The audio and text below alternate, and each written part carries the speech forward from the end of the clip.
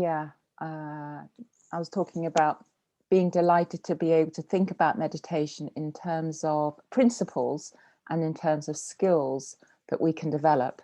And when Karina Gita said about condensing this approach to thinking about the archetypes and thinking about them in terms of the Triratna system of practice, I was wondering if you could condense it. I know you can condense it into 5 minutes and 10 minutes and 25 minutes. I don't know if you can condense it into 1 minute yet, but you can definitely condense it. But conversely, you can also expand it right the way out. And Vasantra, for example, has spent 1 whole week on each of the different aspects of the system of practice doing meditations. And indeed, you could probably do 1 whole year just going into every single one of these different things. And it's both, I feel, a kind of description of a very natural flow that can happen. This flow between warrior, lover, magician, sovereign, and fool, the flow that happens, in terms of the practice, what we say is sort of integration, positive emotion, spiritual death, spiritual rebirth, and receptivity. So it both describes what naturally happens, this natural process, but it also it's just a description and a prescription, which means that you can actually actively seek to spend time with these different qualities and focus on which are the ones that are most necessary for me at this time in my life. So it could be at this time in my day, what do I need? Or at this time in my spiritual journey, or this time, sort of on any sort of scale, we can begin to think about these qualities and skills and how we can bring them alive for ourselves within our meditation practice. So I'd just like to share, just most of you will probably be very familiar with the 5 elements, but I've got a little PowerPoint, very proudly having created, that I can share with you. Let's see.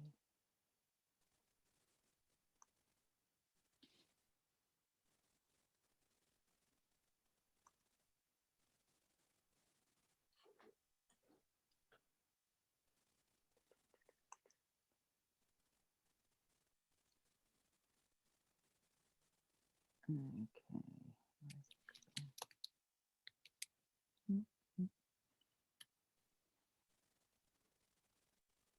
For some reason it's not quite showing up yet.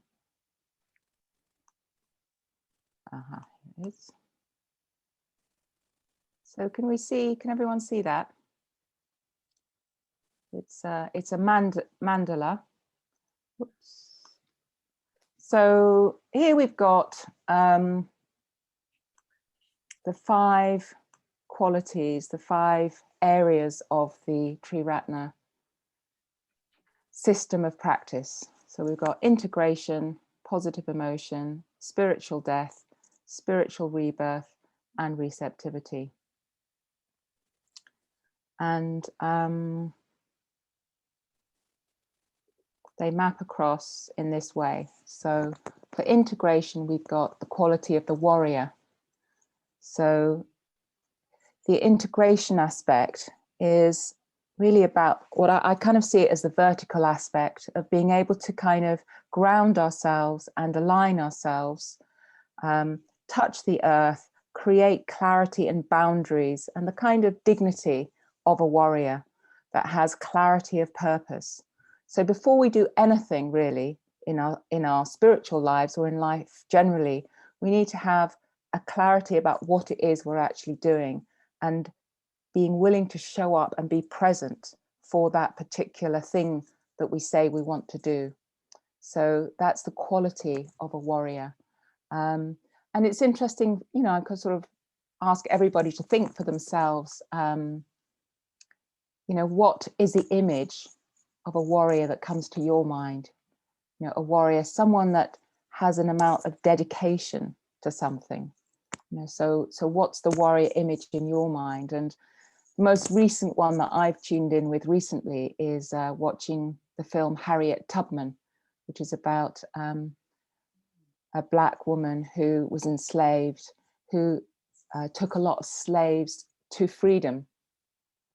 And then she's just got this amazing, incredible quality of valuing freedom even above life itself, and just having this quality of complete courage in doing what she did. It's an extraordinary film. So that's the quality of the warrior and integration. Then there's the quality of the lover, and that's the quality of being willing to have, rather than as the basic impetus in life being fear, being able to conjure up from ourselves and connect with an experience of being able to love what comes into our experience. So this sense of the lover.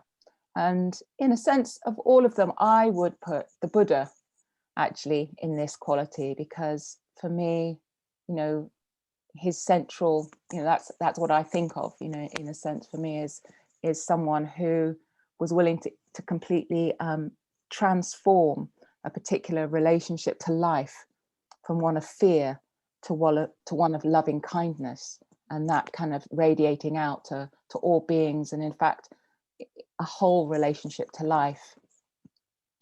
And usually, I'll come to what we call them in the other things. So we've got the magician. So the magician is the quality of transformation, of being able and willing to have things change radically and completely. So, the sort of quality of the shift from the caterpillar to the butterfly, something that changes altogether, and someone able and willing to create, to make things disappear, to make magical things happen, because to actually transform our human selves to something completely other, in a way, it takes a degree of magic. So there's various different magician archetypes. I know that Gandalf is one that can be called to mind. Padmasambhava is a quality of a magician. And actually, in the course that we did, we talked about quite a lot of female enchantresses that also held this archetype. And then there's the archetype of the sovereign, and or the king and the queen. Somehow there is this sense of being able to have a sense of your realm, and being sort of clear enough about what you want and who you are, that you're also representing something that has dominion over and is also sort of receptive. So there's lots of examples of sovereign energy. One of my favorite is Nelson Mandela, who he has had that quality of even having been in prison for the length of time that he was in, coming out. He just came out as a conquering a monarch, someone who'd conquered and had dominion over his own mental states and his sense of his values and what he was able to offer. And the fool archetype is a sense of one that comes to mind is sort of King Lear and the Fool, someone that is no longer taking themselves too seriously, that is able to play, to laugh, to joke, to just poke fun at everything, and just kind of let things, just willing to just put everything up into the air and just see where they come down. So each one of these different qualities has a particular resonance in meditation. And if I go to the next slide, how I've sort of looked at this is that in the warrior archetype, the integration aspect of the system of practice, where we're really going to focus, where we're focusing on, is the body and the breath, because these are readily available to us. And what we're looking to do in this particular arena is to develop our ability to concentrate, our ability to keep returning to what we said we wanted to return to.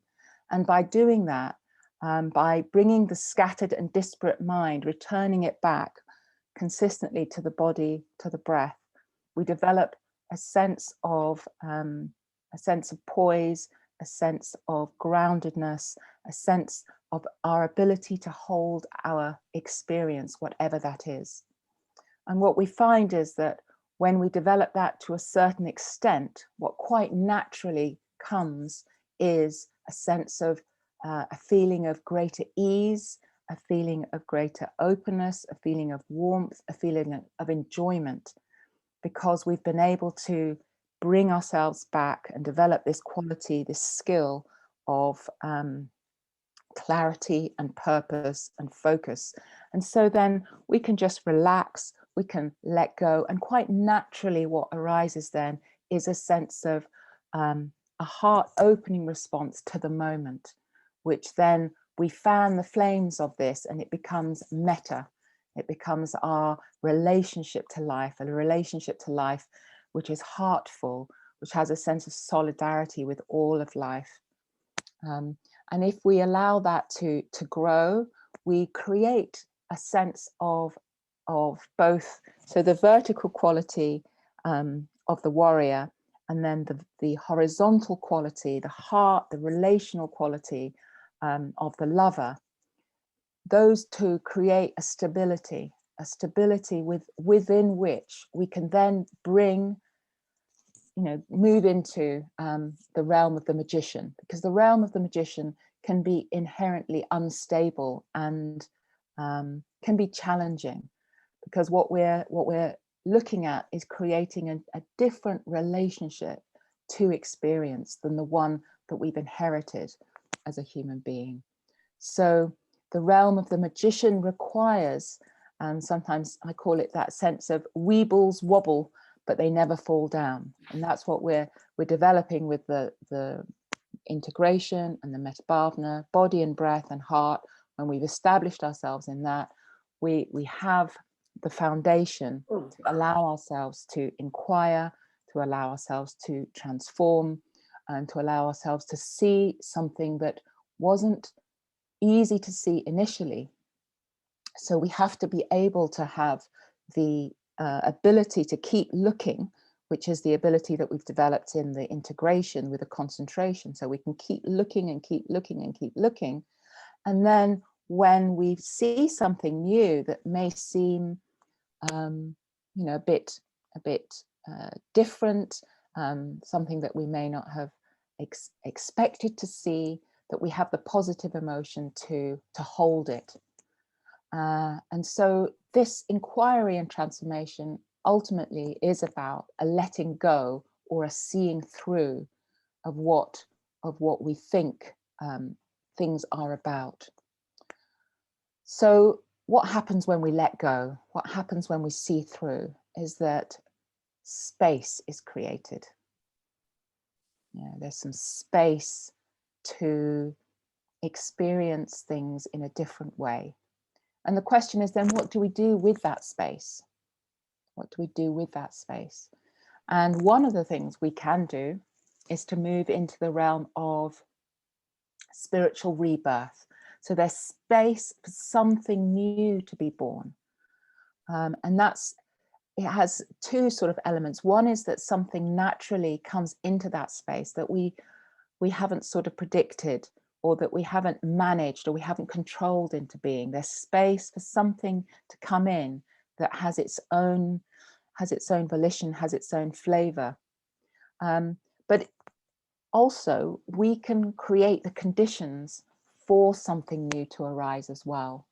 So, I've called this space a place where we connect with beauty, and particularly imaginally, we can open ourselves to seeing and imagining something that accords with our values. So within Triratna, traditionally, the spiritual rebirth aspect of our practice is often in the realm of visualizing Buddhas and Bodhisattvas. So that within our system, that happens at ordination. But on a different level, we can also just imagine things that inspire us, and that could be landscapes, it could be individual people, it could be a particular value, it could be anything that we open ourselves up and we allow that sense of beauty and that sense of something that accords and resonates with us at a deep level. We allow that in at a deeper level than was possible before, because there was less space in our being to be able to really bring it in fully. But when we've spent time letting go, then there's this space for something to come in, and for it to sort of bring us a deeper sense of beauty.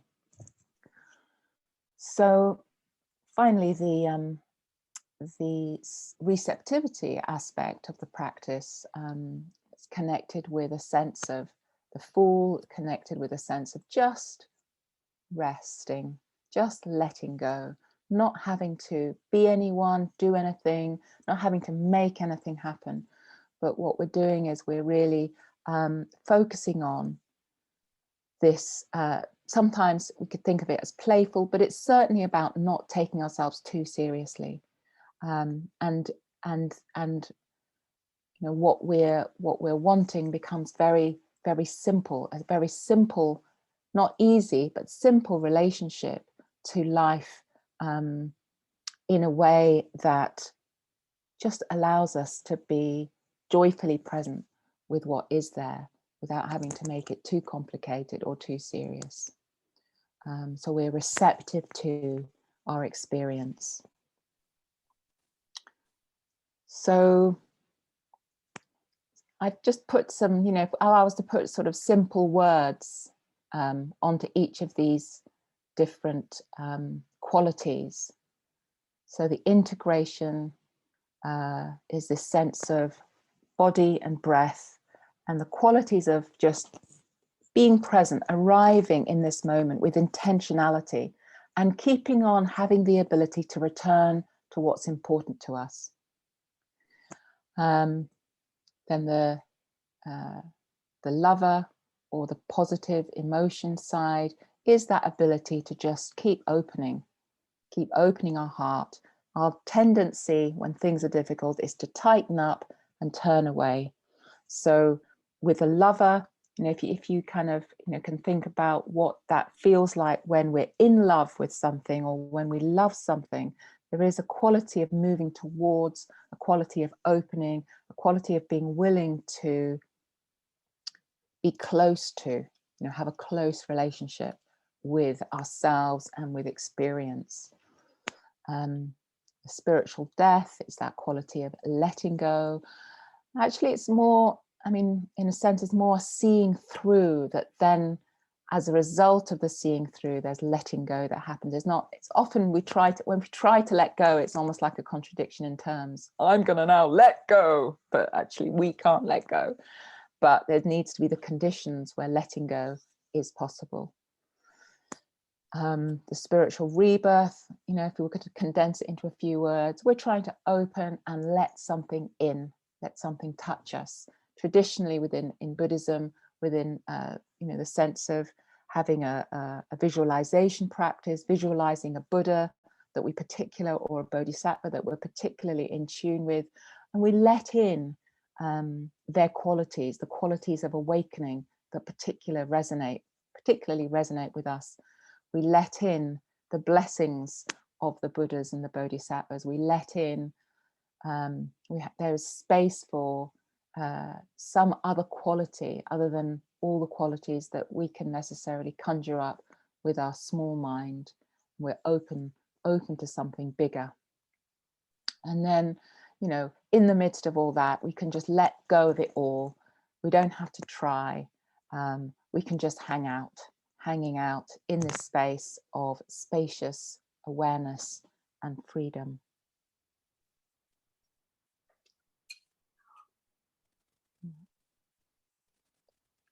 So here's a gap. So it's interesting to sort of think about for yourselves, each of you, what might, if you were going to be developing your relationship with this mandala, what might you place in the different spaces, what might you want to use these different qualities for?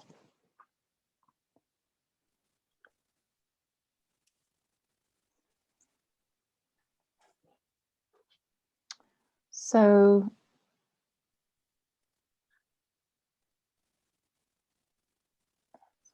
I'm going to stop sharing that now.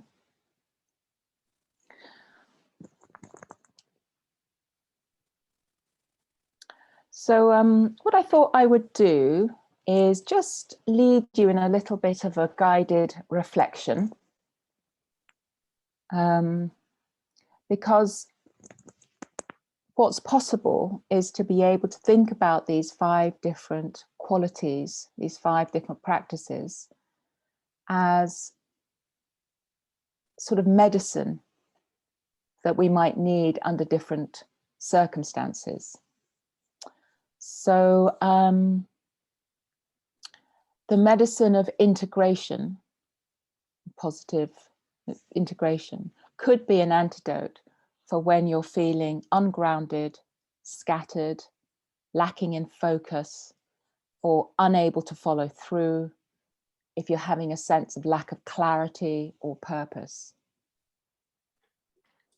So that might be when you might choose to focus more on the quality of the mindfulness of breathing and returning to a particular quality and gaining strength, the strength of the warrior to approach,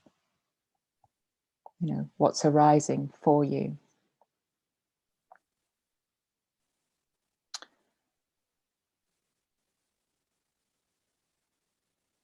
Then if what you're experiencing on a given day or in a particular phase of your life is more to do with a sense of being fearful or anxious or vulnerable or shut down or closed off, then you may wish to choose the metta bhavana, the positive emotion, the qualities of meeting your own fear with a sense of kindness, with a sense of care, with a sense of solidarity, and a sense of connecting with all beings who also experience at times fear, anxiety, vulnerability.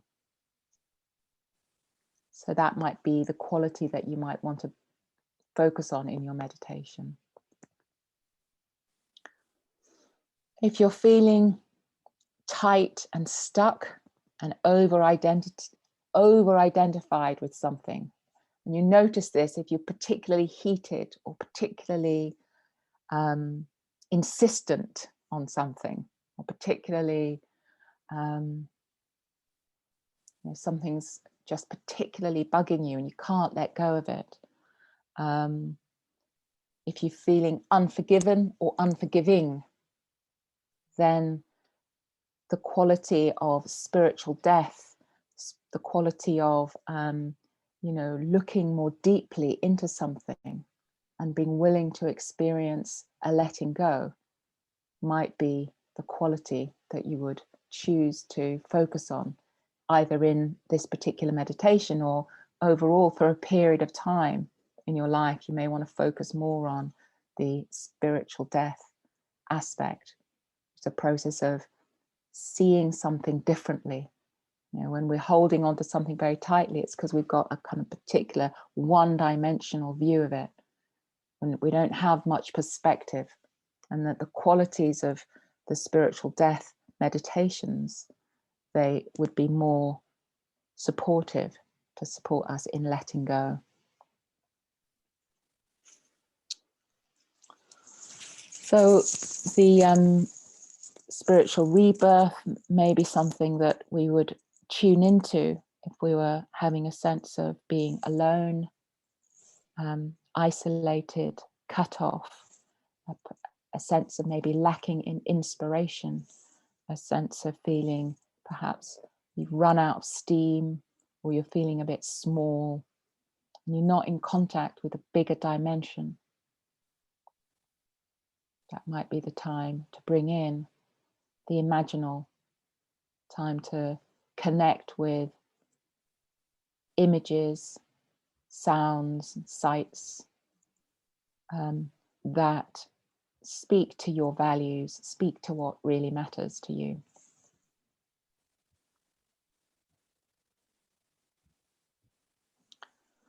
And finally, in the receptivity area, if you are feeling overly serious, lacking in playfulness, focused on doing rather than being, if you wanted to have a sense of the extraordinary, the ordinary in the extraordinary, or a sense of extraordinariness of the ordinary, then you might want to sort of bring in this sense of not trying anymore, giving up on trying, just letting go, and just allowing whatever's there to be enough, and not having to take it too seriously.